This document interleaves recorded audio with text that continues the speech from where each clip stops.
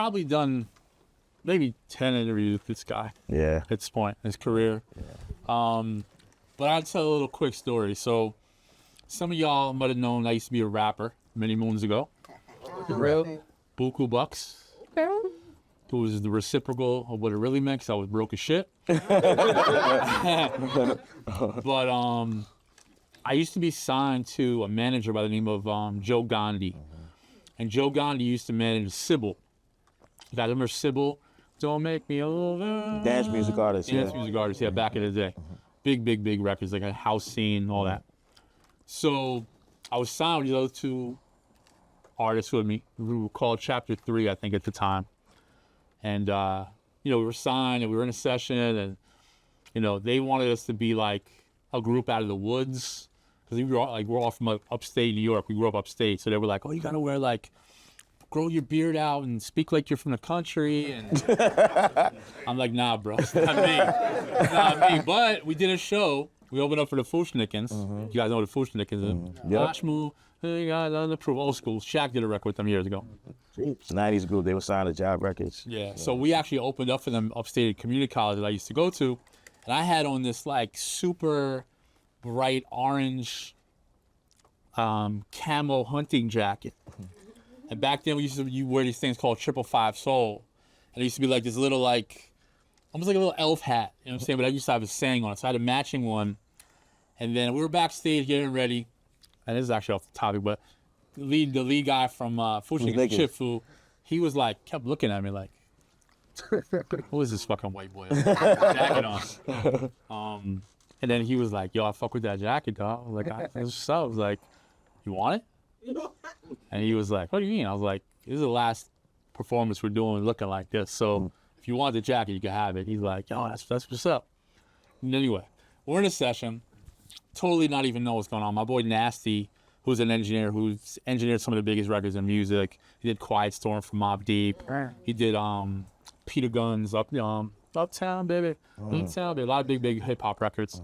He was a producer. And Baby Paul had happened to just come into the session. I guess they knew each other at the time. Yeah, Nasty's one of my OG homies. In the room. And he sees me over here writing. I'm cutting my verse. And he notices that I'm writing for other people that are in the group, two other guys. They were just guys that were eye candy, I guess you'd say. You know what I'm saying? Like little Gap commercial dudes or some shit. Over here. I'm like the guy, beard, whatever. So he was like, yo, he pulls his side. He's like, yo, so you write? I'm like, yeah. He's like, I fuck with what you just did. I was like, okay, appreciate it. He's like, yo, why don't you come to this house party I go to in Brooklyn and get on a mic and freestyle at the house party? Now we're talking 1993. Yeah, 2? 92, 3. Yeah. And I'm like, house party, Brooklyn. rap in front of people, Brooklyn. in a cipher in Brooklyn. I was like, okay, what the fuck am I getting myself into? I want to be an artist nowadays, right? So, we didn't know anything about artistry. We were just kind of focusing on making good music at first, But me and Paul had, we talked a couple times after, but we actually hadn't talked for almost 15, 16 years. Yeah, we lost. So out of the blue, he, actually we did connect a couple times with some record placements with Drozilla. And then we connected out of the blue. He was getting out of the car. I was walking to the studio. Yo, what the fuck? And now we've done 6 interviews since. But today we're gonna honor my guy too and give him. I appreciate that. We're gonna do that. But Paul, the first question I want to ask you to just set it all off. I asked it to Tony as well. How did you know you wanted to be a producer? What was the initial trajectory for you mentally and also just creatively? I started off as a fan first, and I think that's important. You know what I mean? I was the one that was always buying the newest music that came out to the market, the vinyls, all of that. And then I was aspiring to pursue music, collecting a lot of records for the Digging in the Crates era. If y'all know what the Digging in the Crates era is, that's collecting vinyl, collecting ideas to inspire you to create samples and stuff like that. A lot of my peers from the 90s, you can name any hip-hop producer from the 90s that we all kind of know each other. You know what I'm saying? Or we're familiar with each other because we follow each other's work if we didn't know them. But if we knew them, we supported each other's work. So that was what inspired me. And I worked a part-time job in Manhattan at, I think, UPS, and was just investing in my equipment. You know, like literally like from the bottom, I started with an SP12. You know, an SP12 is just a drum machine with 5 seconds of sample time. And that was a technology at that time by a company called EMU Systems. They still around. And, you know, I just said, I'm gonna find a way to like create a sound off of what I have, just work within means. And just was heavy digging into crazy, man. I wanted to be the type of person that was so knowledgeable about music for my competitors that it's like, no matter what they're doing, it's like, I'm already ahead of them. You know what I'm saying? Like, I got that record. Oh, I got that too. Oh, I got that too. That kind of thing, you know. That's just the competitive spirit in me, you know what I'm saying? And I developed my sound, and then I fast forward, I used to intern in a recording studio in Long Island City where legends like Eric B. and Rakim was recording music for their album at that time. I think it was Let the Rhythm Hit 'Em album. Kool G Rap was recording music for an album he did called Wanted Dead or Alive. He was signed to Warner at the time. And I met Harris One at this studio too, and he was doing the Blueprint, the original Blueprint, not to be confused with Jay-Z's Blueprint. You know what I mean? And, you know, that time frame kind of nurtured me, and building a network there, just interning in the studio and learning the ropes, being in people's session, being a fly on the wall, assistant sessions, because back then everything was recorded on 2-inch reels. So that meant that you would assist the engineer or the artist on whatever they had going on in the session to make sure everything was running smoothly. Sometimes you might have to make a store run and get some food. Sometimes you just had to like, you know, like run the 2-inch reel, you know what I mean? Or break down the studio or hook up the outboard gear. Outboard gear was what they used to use before the digital age to like record music and plug up the sound effects and whatever was needed to record and mix the music and vocals. So that was like my training ground, you know what I mean? You got it easy these days, bro. Yeah, man. So, you know, once I started developing my sound, shout out to my peers that I came in the game with, the Beat Miners, Evil D and Mr. Walt. You know, we collectively was known as the Beat Miners, and we developed a lot of records that opened up the doors for artists like Black Moon, Smith & Wesson, Helter Skelter. That was all part of the Duck Down Records movement that exists to this day because of the foundation that we built. You know what I'm saying? So all the other artists that have come since then, you know, producers like Static Selector, artists like Sky Zoo, you know what I'm saying? They all come from that lineage, you know what I'm saying? Totally. Yeah, so that was basically my start, you know, and that's what led me to be in a position where from that time frame to now, I got the opportunity to work with a lot of artists over the years, and it also taught me to be on point with my business because, you know, in the earlier part of this industry, you know, where you're just passionate about the music, you're not on top of the business. So I was forced to educate myself about the business as my career grew. So I like to balance having the business in mind, but also having the art and integrity in mind. So there's still.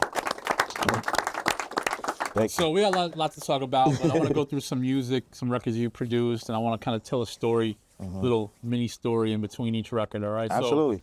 So this first one, one of his favorites. This is like one of my favorite hip hop records of all time. And when I found out he produced it many moons ago, I was like even more proud of the fact that, you know, I knew this guy because, you know, for me, you got to understand something. Like I've been privileged to be around some of the most amazing producers from the come up to the guys that I listened to growing up just through my own movement. You know what I'm saying? Like people like Rockwilder sitting in the front seat, driving from Detroit to Chicago, you know, listening to the Rockwilder, and you're like, holy shit. You know what I'm saying? Or even like, you know, putting like a young Metro Boomin who hadn't even got a placement yet on a stage at my event to present the new Atlanta. Like, you know, these guys, I've known everybody. Some of these guys are like my younger brothers, you know what I'm saying, over the years. But Paul and I have always had an amazing relationship. But this record pretty much sums up my 94 to like 98 lifestyle of hip hop music. Right, so right. There's a record called Le Fla Escoche. Yes. Now, how many of y'all remember this record? I know he. I'm gonna put y'all on to this record when it gets done. Yes, y'all. See how the hell to be the best, y'all. I slam from east to west, y'all. Pound straight through your bubble fast, y'all. Your chest, y'all. I can run, bust the ring, gun clap a number. One on the set, man, I cut you like lumber. Still play the back in my thunder gear, down to my underwear. Make all your motherfuckers wonder where I come from. Cause motherfuck Dapper Dan, I'm a gun clapper fan. Plus I run rappers mad. Fat 5 mad live, blow up the spot. Drew high, gets the paper my blackness still gets the prize. Hey, yo, next to snap a neck, be big on road C. Send MCs to me in squad to 3. Say rockin' this monster as he for really can't be. See him in action as he transform that man's me. Enemies ain't caught him, and welcome back in my home. Knots get blown like quarter slots. Wow, this gives me flashbacks, man. Return like Jedi. I bet I can without lie give your stupid ass the red eye. Niggas who can't see past a little bit of light. You come test the champion, you're gonna die tonight. And 6 feet deep is where you sleep. Eternally resting in peace, you feel released. 6 foot. Wow. True heads in the east. Yo, they was spitting bars on this record, bro. You best to believe that. What up, Tony? Control the masses with metaphors that's massive. No massive, the nigga rock a bash. Rest in peace, Sean P. When it comes to verbs, I be flipping. Cause terms just be shitting off the words I be kicking. I scold you, double-headed sword for the lady, but I told you. Bitch niggas that heads ain't really, now I mold you. Back to the bitch that you are. Fucking with the ruckus, get bruised, battered and scarred. That's two, pump, chump, your brain just blew. It's the original Gun clapping too. Rushing through, 3 on 3, you can't see we, cause we stay tight and not too many niggas wanna fight. Since niggas wear a nigga in the cipher of the camp, just got in, but You can sit and listen to that shit all day. Yeah, hold on. Go ahead. Who did you sample? Man, that shit is dope. I don't mind telling you the sample because, I mean, that was done in the era before clearances made a difference. It's a jazz group called Catalyst, and the song is called Uzuri. Yeah, and I'll give you the backstory on that. Like, I was a student of the producers that came before me, the Q-Tips, the Lost Professors, who I met in my internship time frame in the recording studio, and he's still considered one of my peers, and of course Pete Rock. So, you know, that sound was an analog sound, as you could tell. Like, sonically, this is when the 90s era hip hop compared to the digital era now, you know, it was more 2-inch reel, you know, raw drums, analog drum machines, you know what I'm saying? Not even no keyboards involved yet, just chopping samples and hard drums and programming and making sure that shit is rocking. You know what I mean? So that actually was a hit record for me back in '96, and it was broken on the radio in New York Hot 97. Shout out to Eva D, who was on the radio at the time, but also Angie Martinez. She used my beat when the song came out, the instrumental, as a ballad of beat, a ballad of, you know, beat type of thing. Like, say new artist came out with a record, and it's like, pick which song you like better. My song won like 3 or 4 times on the radio, and that's when they decided to program it on the radio, not just mix show, and then it took off like that. Yeah. Crazy. And on the production side, I'll give you a little scientific thing that I talk about with my brother Prestige, who's in the building. The snare, you know, like if y'all into production, kicks and snares are the drum sounds, right? So the snare, I took that from a James Brown record, Say It Loud, I'm Black and I'm Proud. If you listen to the original song, it opens up with James like going, bah! And then the drums come in, snare, then the drum beat, then he says, with your bad self. So I took the snare drum on the SP12 and I truncated it. Truncating means when you cut the sounds up to get the sonics of a certain frequency of a record, you know, if you're sampling from a record. And of course, back then, a lot of music was drum samples taken from records, break beats and so on. And you would build your own sound instead of using sound kits and, like the digital age, sound libraries that exist to this day. But I came from that school of hard knocks. I was trying to create my own sounds, you know what I'm saying? So I took that snare from James Brown, and that's what you hear. But It's all good. So this is a record from Fat Joe on the Don Cartagena album featuring Big Pun. Rest in peace, Rich. It's called My World. Again, it's a record that, you know, you listen to in New York. You know what I'm saying? Like, this ran the summer for a long time. You know what I'm saying? Yeah. They were bumping them out in the big ass speakers. So he produced this joint as well.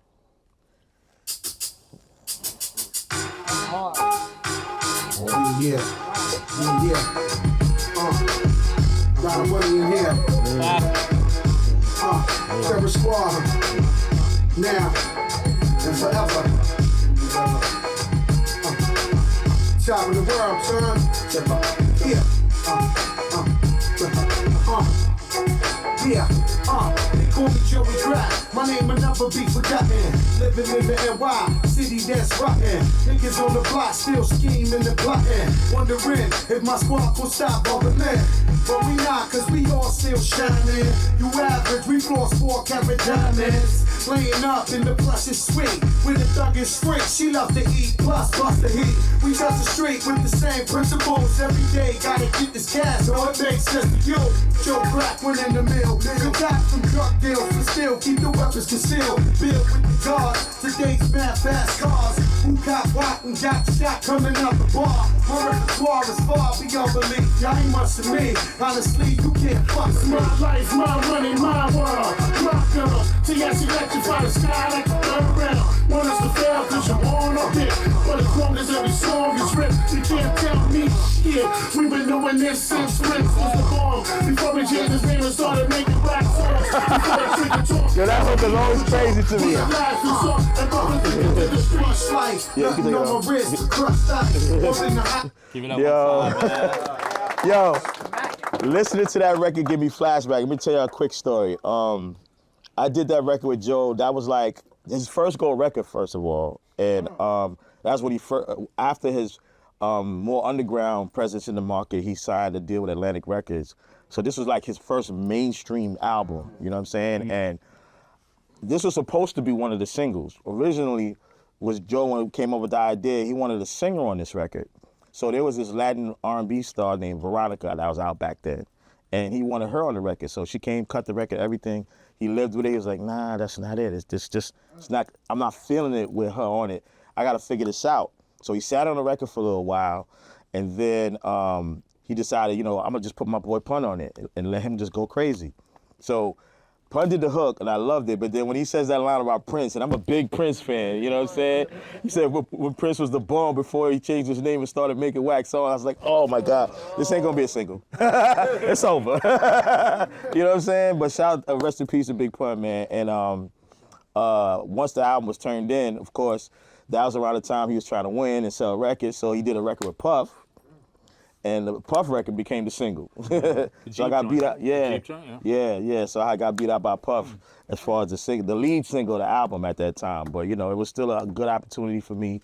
As far as the production, I was inspired by a classic song that Pete Rock had produced. And the sample's clear, so I can say what it is. Got Me Waiting, was the song that Pete Rock did for Heavy D. That was a hit. And I just wanted to flip it my own way.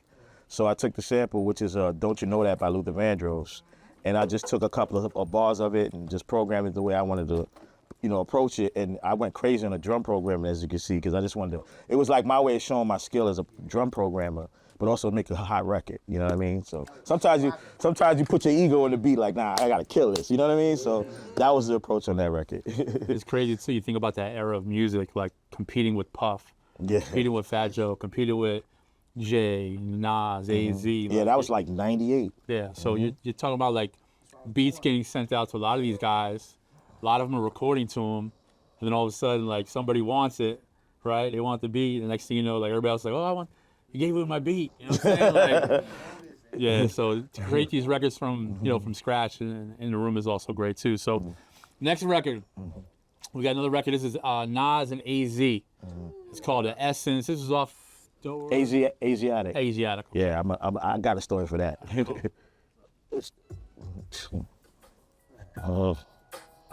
Hey, yo, God. Yo, meet me at the Denise Williams concert tonight, man. You know who's Denise Williams' son? Good friend of mine. Denise Williams' son. That's dope. Stallions out, man. You do the same, all right? How we play, baby. Listen, I'm in the car wash right now, but I'm in some shoes. I'm right over there. Right in the front, right? Yeah. Okay. All right, Sudden lace you with the ill haircut. Lenny, he blessed me with the sharp blade. That nigga's paid. Make a pretty penny. Yo, you heard him with the new Pradas. Check mine, they royal blue. My sister's baby blue. Powder blue. Oh, you know this record? With the flames on.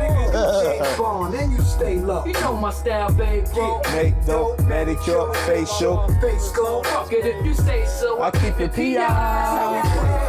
We throwing ivory dice across the concrete. Yo, is this a Denise Williams sample? Yeah, no, it's Mary Jane Girls. I got a story, I'm gonna tell you. Propellers jumping into everybody. They never got me. Was cool with all the punk shooters. Sparkling bazookas. Jumping your tutors. Cause we don't part the snoozers. Yo, son, I wouldn't change my life for nothing. AZ, And bro. that ain't like you for frontin'. Who's the nicest? Enough talking lights. Yo, hard hit, just like Camacho and Vargas. Lose the target, now watch how we close the market. We both hard rough hit. Just like Hagler and Hearns. Adamant, be concerned if it's beef you burn. Yo, it's sorta like 48 and Bill Cosby. Let's do it again, a beautiful blend. Let's do it to win. My nigga, My nigga, my niggas, my nigga, my niggas. my nigga.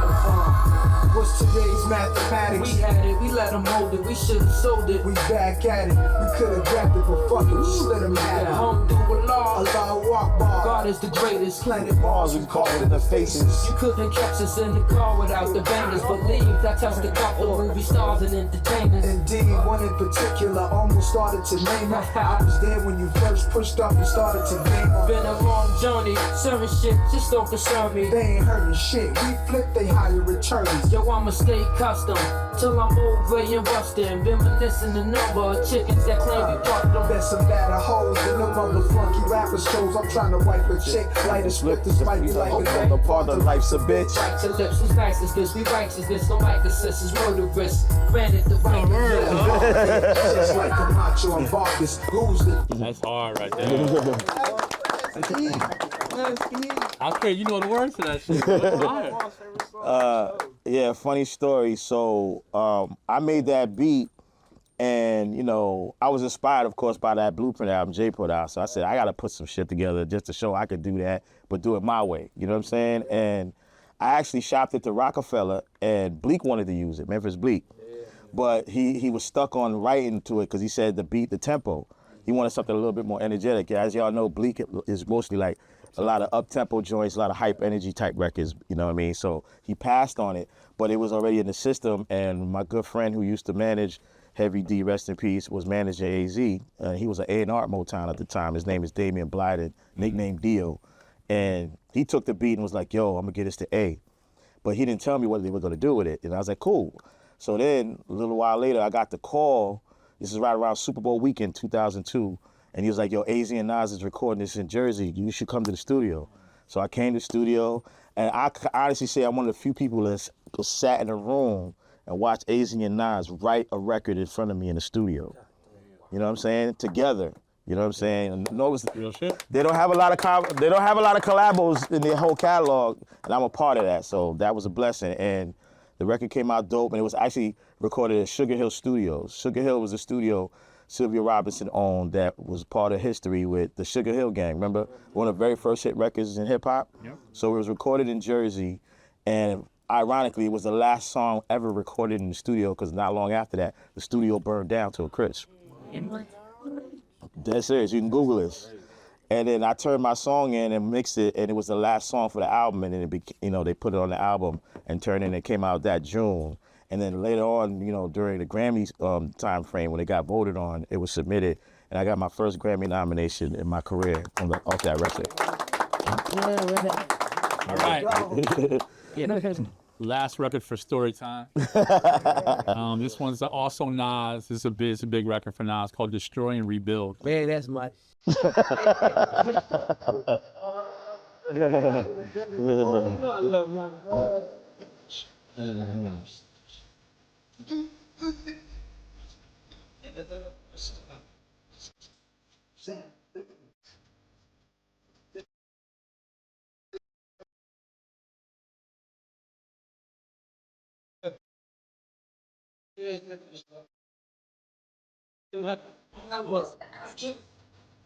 It's February.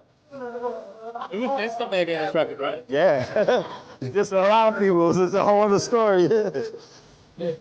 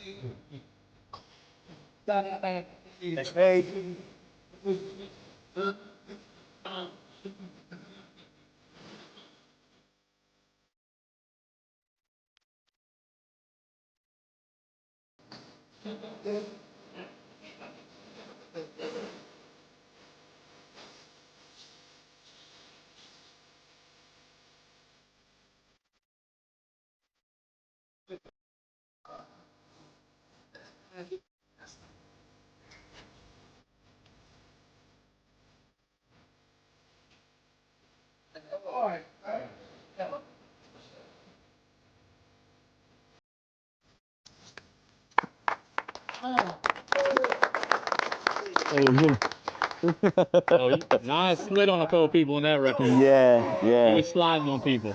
And just for the record and the cameras, man, Nas is cool. Everybody he was dissing now that he was dissing then. You know, of course, the song's called Destroy Rebuild, and the concept was just about him, you know, speaking on his hood, where he from, and all the rumors and the negativity that was going on within his life at that time. Yeah. And I guess he needed to air it out.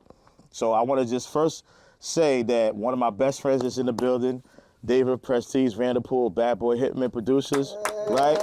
And the reason why I want to point him out is because it was his idea. When he got word about Nas working on the album, he said to me, yo, let's submit some beats to Nas for this album, right?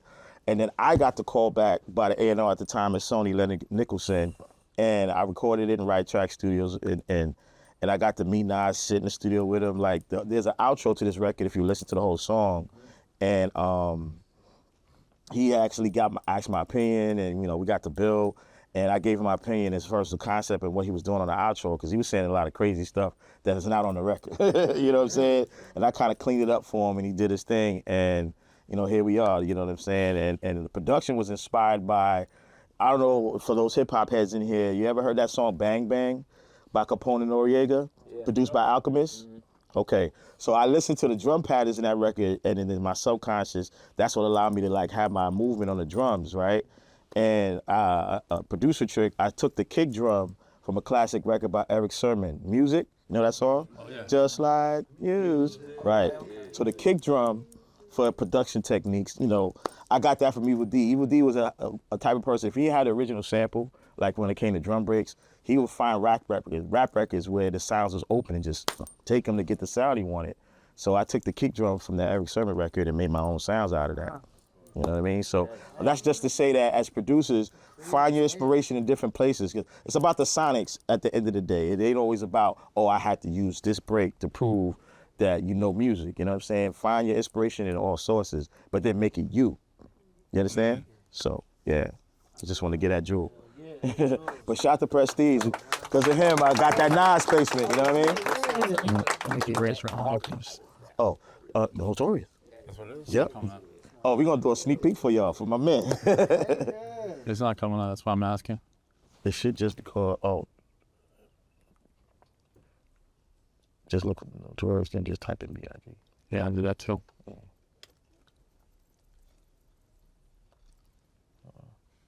Should be there. Let's see where it said. Right here? Yes. All right. We're going to honor him properly in September, but he's in the building. Produce his record.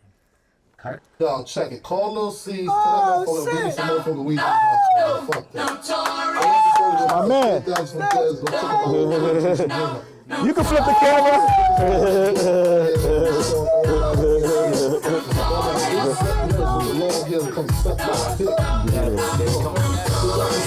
About 3 weeks on recovery. Fucking nurses is loving me, saying the best part of the day is my half. Feeding me breakfast and giving me this one draft. Niggas say I died dead in the streets. Nigga, I'm getting high, getting head on the beach. Chillin', sitting on about $500,000. With all my niggas, all my guns, all my women. The next 2 years, I should see about $1 billion. All for another drug dealer. Got no love for the other side, fuck them tricks. Any repercussions when your mafia spit clip all the time. Hip hop will take the raw round. Raw flows, and that's how it goes. Duran sample, right? Yep. He killed that shit. That's actually It's my man right there. that's a Duran sample right there. I took a risk right there. Yeah. I just want to say, like, Prestige has been one of my voices of reason for many years in my career. He's not just a talented musician in his own right, but he's one of my best friends in life. You know what I mean?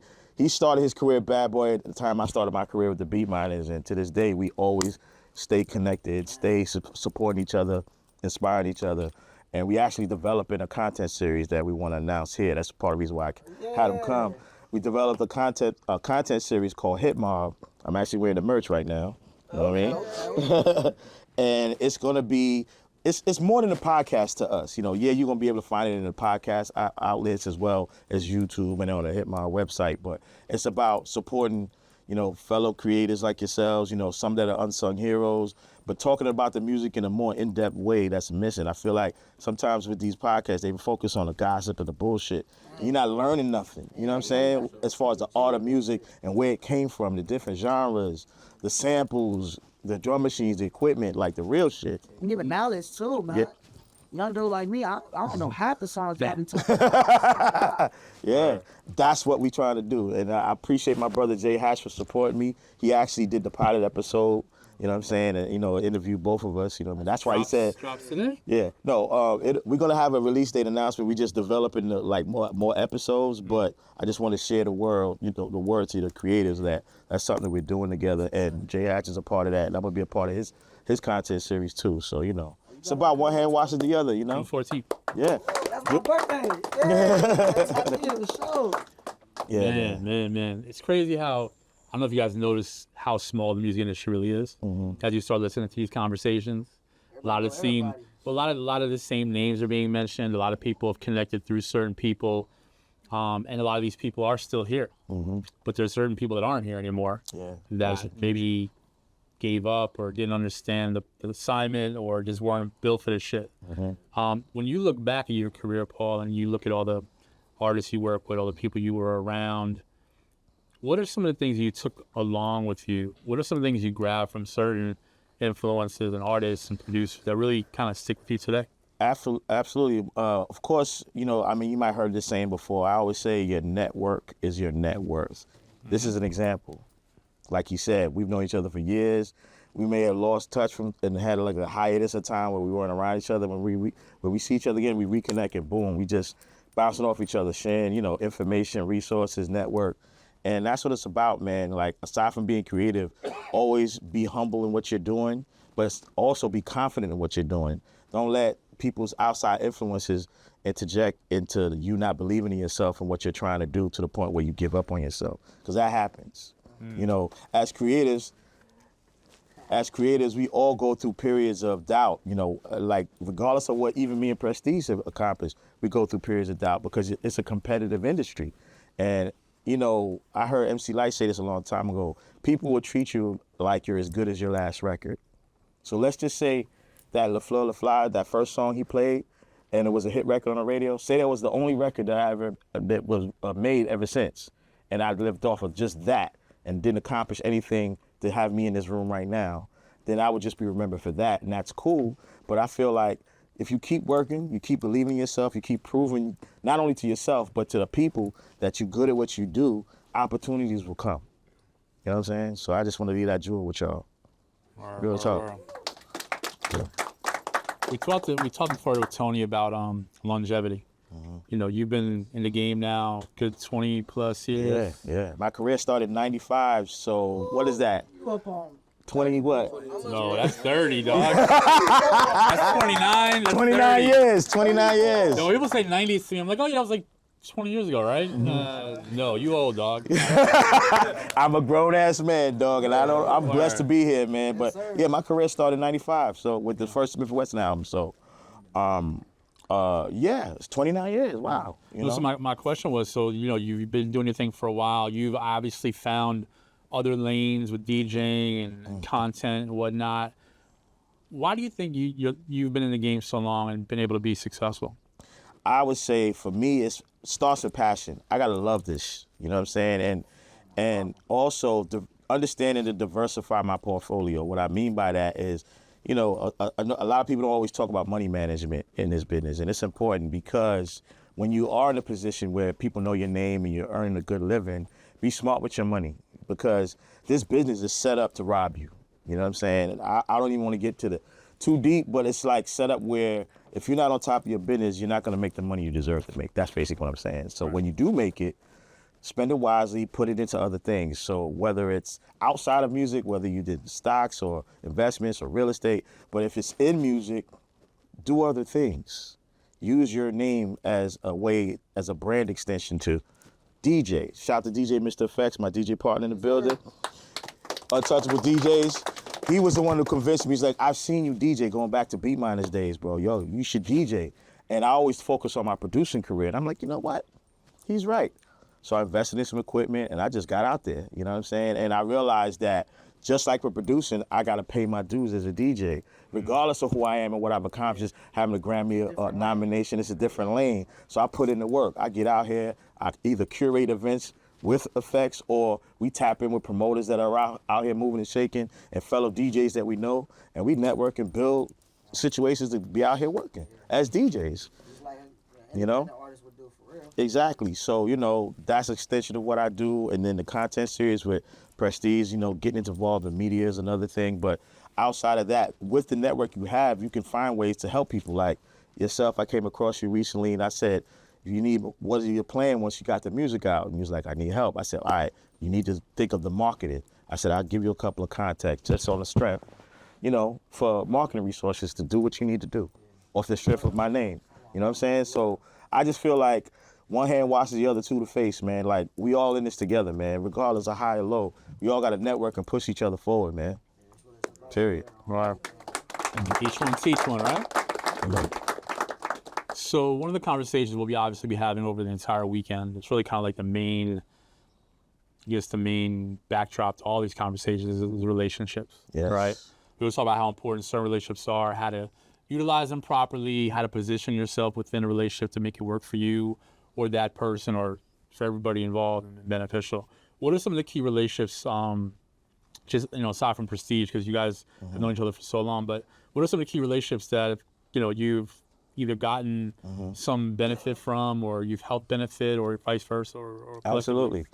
I'll start with just the transition for myself from producing records to understanding the business more, which it means like I got the opportunity from all the label bouncing and making a name for myself with these labels as a producer to start knowing the people behind the scenes, the A&Rs, the people head of marketing, people head of promotions, people that service records to DJs, people that market videos to the networks, all of those type of resources. So behind the scenes, that knowledge comes in handy when it's time to put out your own music. You know what I mean? And then also having a relationship with these different companies and the executives or the A&Rs and saying, all right, let me go to this company and see if I can bring a project to the table. You know what I'm saying? And I went and secured distribution deals over my career at different points of time. I had to deal with E1 for a period of time, like 2 years. Then I situated a deal with 300 Entertainment around like 2020, 2021 with the executives over there. And through my relationships over there, I ended up getting an artist signed to a 6-figure deal. You know what I'm saying? And it was that taught me that as long as you got relationships, you're going to create other opportunities. You know what I'm saying? And of course, I ended with Jay Hatch because what Jay does with his platform, even before this platform, he had a platform called I Standard Producers where he was networking the producers. You know what I'm saying? And giving them an opportunity to have, chances to get placements and network and get mentored by producers like myself who was already around and meet new talent. And through him, I've met other talents like yourselves and producers that I've given opportunities to help them get placements or collaborate with them on some of my records, whatever made sense. You know what I'm saying? So I want to give Jay Hatch his flowers too. Oh, hey. You know what I mean? And everybody on his team, salute to all of them because it's a thankless job, what he does. You know what I mean? And I want to take the time out of what he's doing for me to acknowledge him. You know what I'm saying? Because it's important. You know what I mean? You guys are blessed to have someone like that who's creating a platform for you to meet people like us as well as learn about this business. You know what I'm saying? Appreciate it all. Thank you. Yeah. Thank you. Yeah. All right. That's just it made me cry over here. Nah, it's my guy, man. Also, big shout out to Ratish in the back. I don't know if y'all remember Ratish over the last Ratish, Moon Management, salute. We talking about relationships and value. It's interesting. Don't cry. I know how you cry. You was already So, I've been doing this shit for a minute, obviously, right? Like, people always come to me and like, oh, I got an idea. I got a way we can make some money together, or we can do something together. I'm like, okay. And I brace for it. Okay, they're gonna talk about doing a reality show with producers. They're gonna talk about, doing something and something. And I'm just like, I've thought of everything you possibly think of, right? Oh, we should have an artist showcase and do this. And I'm like, I did that shit 20 years ago. You know what I'm saying? So I always wanted to do something for R&B artists because I just love R&B. I'm a really big like 90s R&B vibe. I mean, I listen to that shit like in the gym, studying, hanging out with my girl. Like that's like the backdrop to my life, R&B music from the 90s. So Ratisha, you know, I met her in Miami at a Coast to Coast convention, and I was the project manager for, I was telling you guys before. And, you know, we just kind of crossed paths. Hey, what do you do? Hey, what do you do? No. Okay, cool. She's like, oh, you're from New York? Oh, I'm from New York. Okay, cool.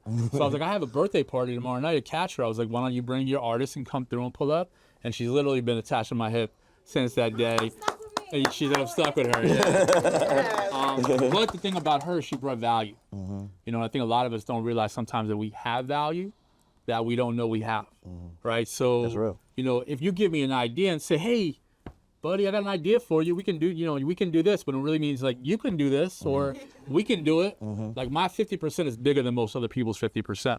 You feel what I'm saying? Like I gotta bring more to the table. I don't need people to actually do things, but Ratisha was willing to come on board and work. We had another partner named O2, and we decided to do this thing called R&B Playlist, which is a year old right now. Yeah. So R&B Playlist is a platform for R&B producers, writers, artists to come up there and get in the creator cipher and play music. Paul was one of our I guests. snuck in and just played some joints that I produced for like D'Angelo, John Legend that people didn't know. You got to come on the 25th. You get prestige out there too. But you know, when you bring value to the table in certain situations where I'm not expecting anything from you, you're not expecting anything from me, just a good idea. And if I know you can bring something to the table without me having to do it all and put money in your pocket, where I'm looked at as like the person who's just the face of it. Oh yeah, it was Jay Hatch's event. Let's just do it. No, we came together equally and made this shit happen together. All the ideas were brought together. RBplaylist.com. You know, you got new music dropping, new videos dropping. Emails. We post everybody's shit. I'm saying. So because you didn't believe in that day and that idea. To the other side. Love you too, sis. I got to shout out an artist that he introduced me to, amazing talent, you know, Bianca, that he's been working and developing. You know, I picked his brain to try to collaborate with her, develop some ideas for a very well-known R&B artist to develop some records to place. But, you know, we'll see how that goes. Each one teach one, you know what I'm saying? Somebody asked earlier about what was your favorite experience? Who said something about that? Or what's the best story or something like that? What was the question you asked? Wait. Somebody asked Tony something before about about what was it you, Cookie? Yeah. So who was? If you don't mind, I was gonna. Yeah. So you already know me, Drew. Yes, sir. Bless. So, Appreciate you. I know there was a point where you plateaued, like you said, where you reach a point where you either wanted to quit or you just realized that you just plateaued. Who was it, a person or was it an experience that took you and said, you know what, you're hanging on the last thread of hope, but that took you, that shine light at the end of the tunnel, said, fuck that, I'm going to keep going on because this person motivated me or this situation put me. Well, I say in one case, just as a producer, I was considering retiring in the like not too long between before and after the pandemic, and a artist that was affiliated with Eminem from Detroit. You know, I did like a whole EP with him off the strength of the work we was developing, and I was just tired. You know what I mean? And I was mentally tired about the business. It wasn't the creative. I love to create. It was just dealing with the business. And he was like, nah, you can't leave BP. You know, you a legend and you've done so much for the culture and you should got more to go. And he's like, let's just do a whole project. And that led me to developing this project called Crossroads, spelled with an X, that I put out. And it was critically acclaimed. I won Best Underground Hip Hop Group Award for it, all that. So, you know, shout out to Soup, you know what I mean? Yes. Yeah. So what does keep you going though on a day-to-day basis? Like what's the motivation? Where do you find you know, when the days are tough and you're, you know, well, it's funny. The calls aren't coming in or whatever case it may be. It's funny because that time frame, I think everybody went through their phases with the pandemic and the change in the industry and things closed and, you know, of course the digital age making it harder for the value of music production. I have to specify that because when you've already hit certain plateaus, like Cookie said, and you've already earned a certain amount of money for your work, and then the industry changes and the digital age causes a change, and you got people on the internet selling beats for $50. It's like, are you kidding me? 4 for 99 cents. Yeah. I have to speak on that because for me, if someone wants to work with me, I'm not gonna act greedy, but at the same time, I'm not gonna devalue myself.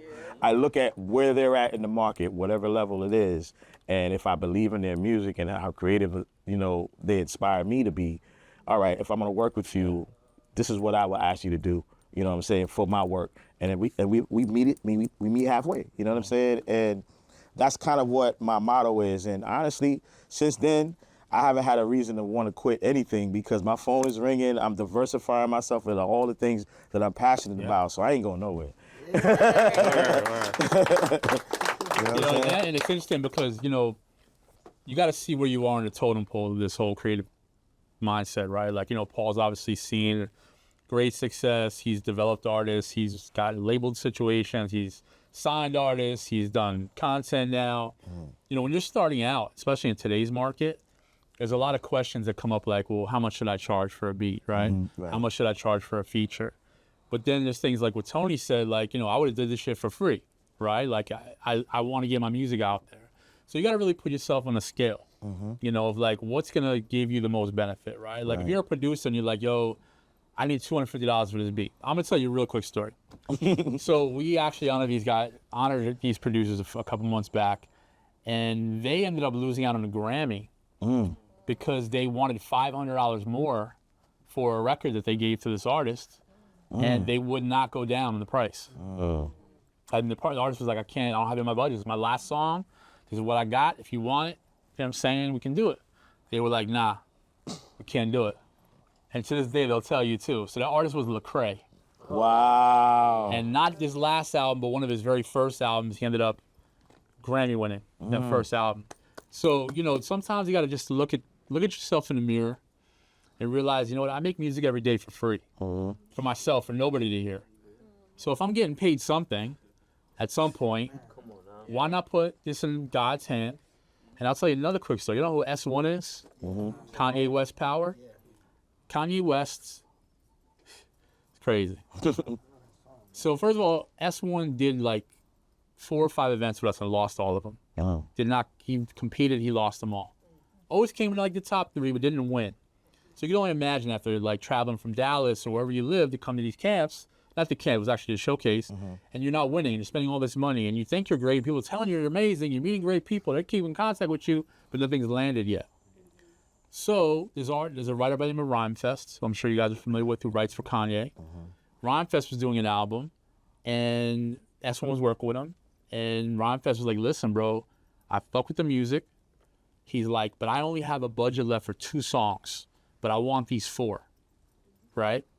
So S was like, you know what, give me a couple hours to get back to you. So S, God-fearing man, went to go talk to his wife. Him and his wife said, let's take a chance, right? And this was after he worked with like 50 Cent, a couple other artists that were notable, but he's like, you know what? I'm going to put it in God's hands and see what happens.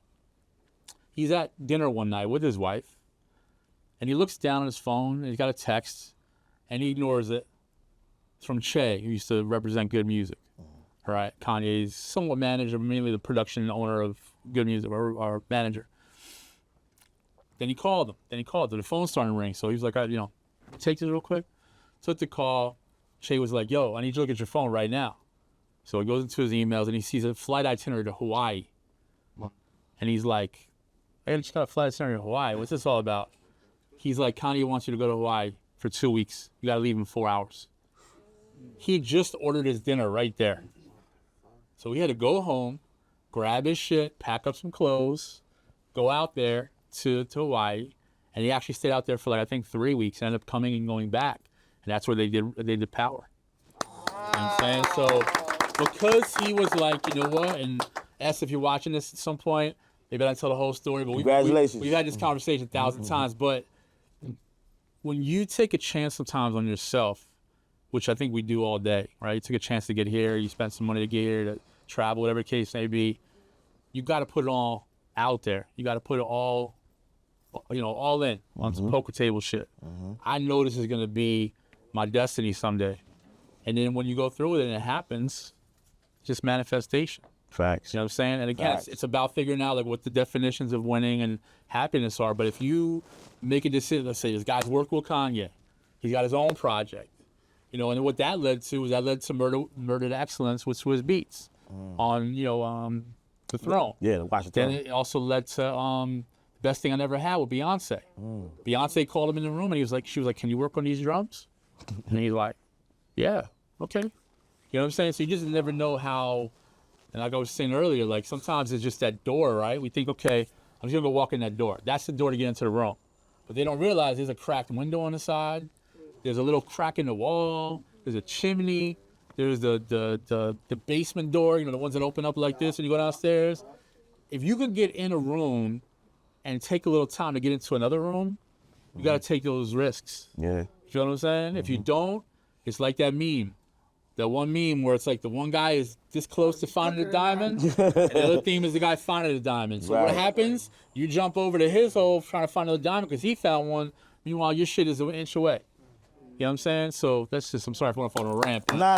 That's It's needed, man. Music, you know what I'm saying? It's needed, man. You know, we both ran. We're creatives, man. We can't help ourselves, man. But I'm really excited for you guys to watch the content piece with the Hip Mob. You know, like I've always been somebody who always wanted to learn more about what happens behind the scenes, right? Like we just kind of see the surface of a lot of things.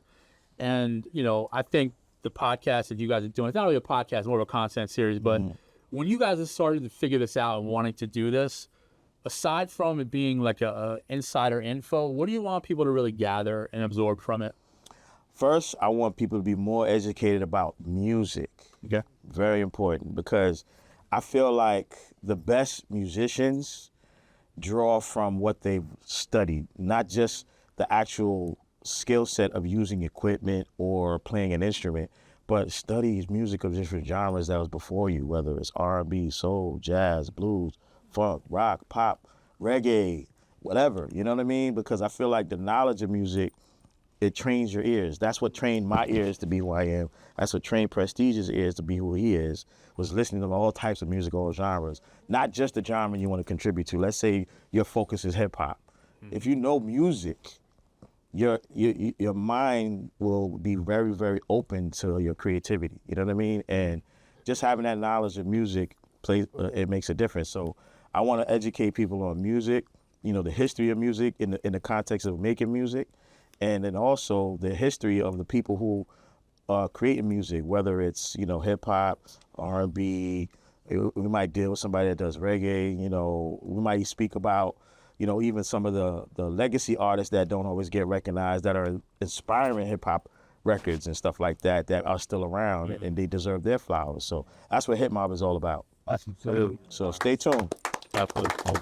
I think we may have given you an award with I Standard. Am I mistaken? Yeah. So we gave that next one. we gave him the Influence Award. This one is the Living Legend Award. Yeah. The Flowers Award. Woo. Man. My man, Baby Paul, a.k.a. BPZY.